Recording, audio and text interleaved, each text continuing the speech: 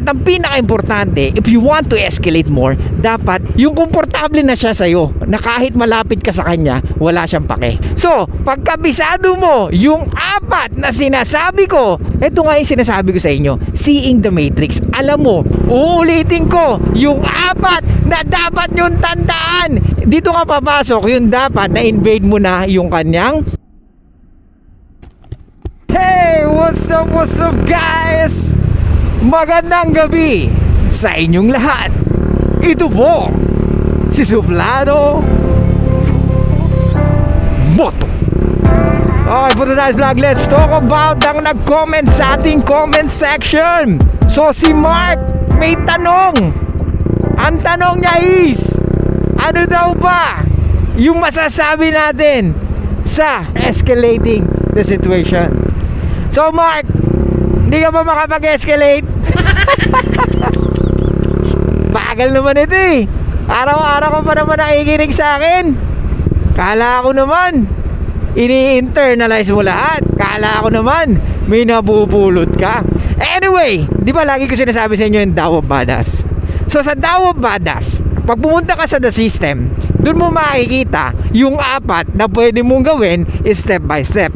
That's the map of interaction. So sinasabi dun sa libro na yon, di ba tayo mahilig tayo gumamit ng phone as a GPS or yung Waze or Google Map. Ginagamit natin yon para hindi tayo maligaw, di ba? Pag pupuntahan natin ng isang lugar. Pero nung araw, yung mga lolo mo, tatay mo, never gumamit nun. Talagang dapat kabisado nila. Or they using their instinct. Pucha, bahala na ako sa mapunta. Basta alam ko na to. Parang ganun. Pero ngayon, because of the technology, madali nang gamitin yung map. Diba? Kahit saan ka magpunta, imposibleng maligaw ka. Diba? As long as may wifi ka. Kahit nga wala kang wifi eh, pwede mo pa rin gamitin yung map eh. Diba? Anyway, map of interaction, nag-i-start sa how to create attraction. Tapos ano susunod doon? Building rapport. Tapos ano yung next sa building rapport? Seduction. Tapos ano susunod sa seduction? Relationship balance. So guys, tingin nyo, nasaan yung escalating the situation doon sa apat na yon? Grabe, traffic dito. Why? Wait lang. Anyway, guys, ulitin ko sa inyo, yung apat na lagi nyong tatandaan, yung map of interaction. So nandyan yung attraction, nandyan yung building rapport. So sa building rapport nga pala, meron kang tatlong tatandaan. Yung light rapport, wide rapport, at yung isa, yung pinaka-importante, bago ka mapunta sa seduction, yung deep rapport. Okay? At susunod doon, yung pinaka-last is relationship balance. You should know how to be in a relationship, and you should know the reason why you are in a relationship. Okay? So guys, gusto kong makabisado nyo to. Kasi dito, makikita nyo kung paano nyo laruin yung situation na meron kayo. Seeing the matrix, dito mo makikita kung ano at kung saan ka pwedeng magkamali at kung ano yung pwedeng consequence pag nakalimutan mong i-apply yung rules na yon. Okay? Creating attraction, building rapport, seduction, and of course, the last one is relationship balance. Kaya mga ropa, please lang, basahin nyo. Kasi lagi kong babanggitin yan at lagi kong isi-share sa inyo kung ano yung mga bagay na importante dun sa libro na yun.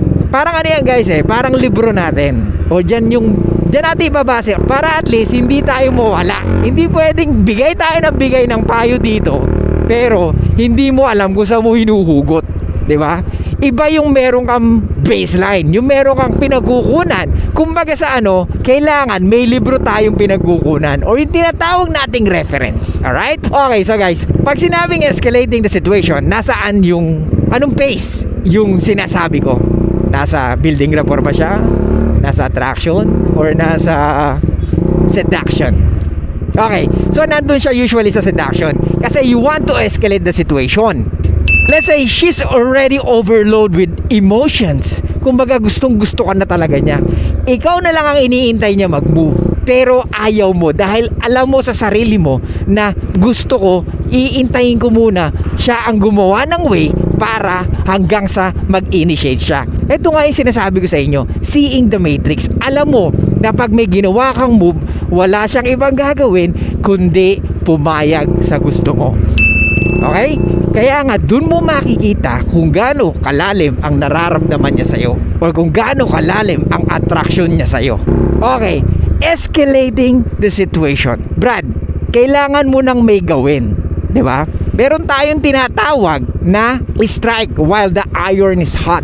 Hindi ka pwedeng mag-intay ng matagal. Ito yung mga gusto ko malaman nyo rin. Di ba sinasabi ko sa inyo, pag nakipag-date ka, huwag mo siya i-message, di ba, ng mga 5 to 7 days. Kasi nga, dun niya malalaman or dun niya ma-feel kung ano ba talaga yung nararamdaman niya sa'yo. So, baka may mga magtanong sa inyo, bakit 5 to 7 days? Kasi nga, like I said, yung first 2 days, parang wala pa sa kanya yun. Especially kung hindi pa ganun kataas yung attraction niya sa'yo. Yung first 2 days, hindi ka pa niya talaga may isip. Or pwedeng wala pa talaga sa kanya. Wala siyang pake kung mag-text or hindi. Yung pangatlong araw at pang-apat, dun niya pwedeng ma-realize, interesting. Kala ko we're good. Ba't di siya nagte-text? So Brad, hindi mo pwedeng patagalin ng sobra. Okay? Kasi lalangawin. Kumbaga sa kanin, inihain sa'yo na mainit. Dapat kainin mo na. Kasi hindi na masarap pag malamig na.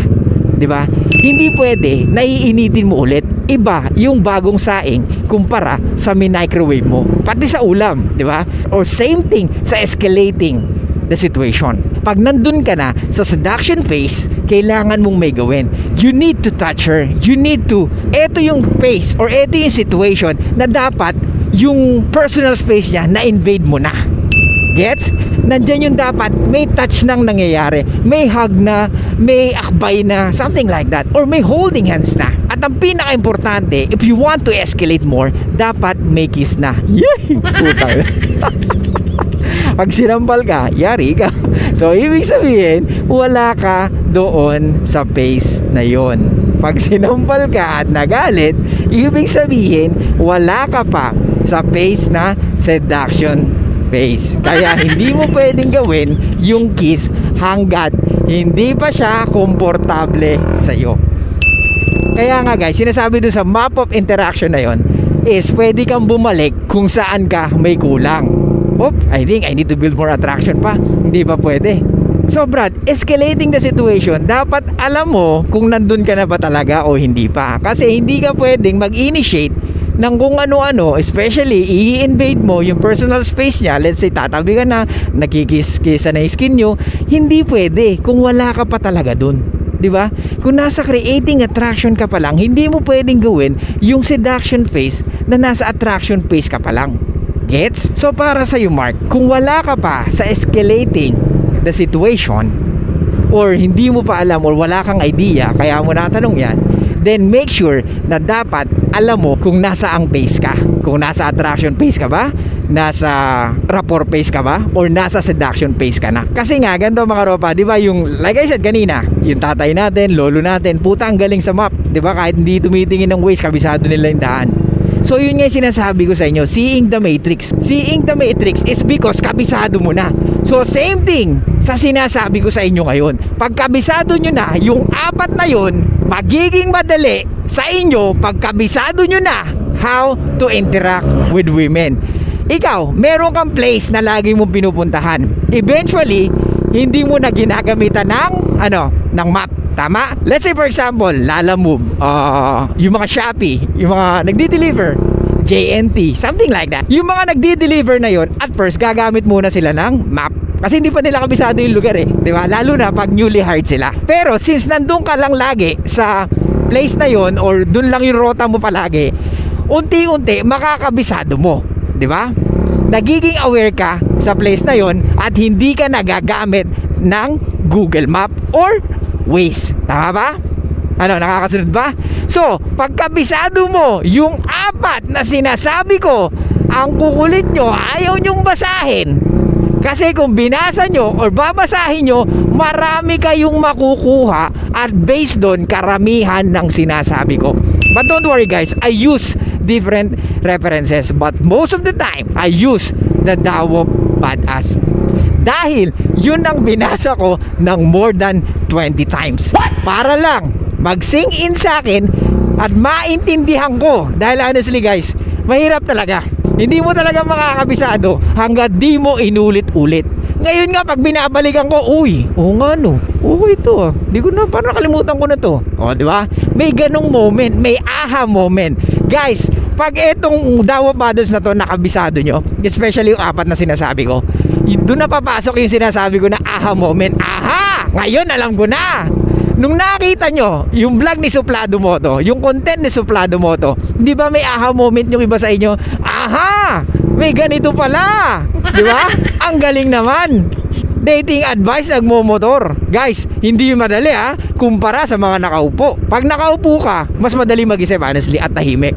Eto Brad, ang daming distraction. Hihinto ako, magpepreno ako, may mga sasakyan, may bubusina sa likod mo, maingay. Eto yung pinakamahirap Brad. Akala nyo easy lang? Hindi ang hirap ng ginagawa ko. Akala kasi ng iba, dali lang yan. Kami ba sa kabisado mo, madali na yan. No, hindi. Kaya kung mapapansin nyo, minsan nabubulol-bulol pa tayo, di ba? Kasi nga, hindi pa tayo ganun ka-fluent sa pagsasalita habang nagmomotor. Pero Brad, maniwala kayo sa hindi, inaral ko to. Nung hindi pa ako nagbi-video or hindi pa tayo gumagawa ng content, habang nagmumotor ako, nagsasalita na ako. Kaya kung meron gustong matuto sa inyo ng pagbablog habang nagmumotor, yun yung ginawa ko. Kumaga nagbuhos tayo ng pagod, hirap dito. Tiniis natin ang init kung saan tayo pumunta para lang magsalita mag-isa. Okay, balik tayo. Saan nga tayo? Ayun, so map of interaction. Doon mo makikita at mauunawaan mo, okay, wala pa ako dito. Wala pa ako sa seduction phase. Andun pa rin ako sa attraction phase. Okay? Nandito na ako sa rapport. Especially, yung different, 3 types of rapport. Okay? Light, wide, and deep. Sa deep, eto na, yung sinasabi ko sa inyo, escalating the situation. Dito ka papasok, yung dapat na-invade mo na yung kanyang personal space. Yung komportable na siya sa'yo, na kahit malapit ka sa kanya, wala siyang pake. O yung parang, she get used to it na. Nakatabi ka niya, kausap ka niya. Something like that. Okay? Yung parang hindi na siya sanay na hindi ka nagme-message sa kanya. Iba. So yun Brad, escalating the situation, dapat alam mo kung saan ka papunta at kung saan mo dadalhin yung conversation nyo. Kasi Ropa, hindi talaga pwede na puro ka lang salita ng salita, hindi mo alam kung anong pace ka na. Iba yung meron kang sinusundan, iba yung meron kang guide. Kaya nga andito na si Suplado Moto, magbabagsakan dito. Ano ba yung kakanta ba ako? So Mark, alamin mo kung nasan pace ka na. Kaya nga I highly suggest guys, basahin nyo yung libro. Kasi napakalaking tulong nun para hindi kayo nanguhula kung anong nararamdaman niya. Kaya nga, sinasabi ko sa inyo, pag kabisado nyo na, hindi nyo na kailangan ng map. Kasi alam nyo na kung saan liliko, kakanan ba ako, let's say traffic, alam mo kung saan yung shortcut. Same thing sa building attraction. Alam mo na nung ginawa mo to, hindi siya na-stimulate. So next na gagawin mo, of course, ibang move na. Kasi nga, hindi siya na-stimulate sa ganon. So Mark, uulitin ko, basahin mo yung Dawa Battles para alam mo kung kailan ka mag-e-escalate ng situation. Okay? So mga Ropa, sana nakatulong to sa inyo. Uulitin ko yung 4 na dapat nyong tandaan: creating attraction, building rapport, seduction phase, at ang pinakahuli, relationship balance. Relationship balance, dapat alam mo kung bakit gusto mo ng relasyon at kung bakit nasa relasyon ka, at kung ano yung dapat mong gawin to maintain your relationship. Gets? Guys, yung Dawa Battles, tinuturuan ka how to be badass pagdating sa mga EA. Okay? So yun lang guys, thank you so much. I'll see you guys next time. And bye-bye. Show love and peace out.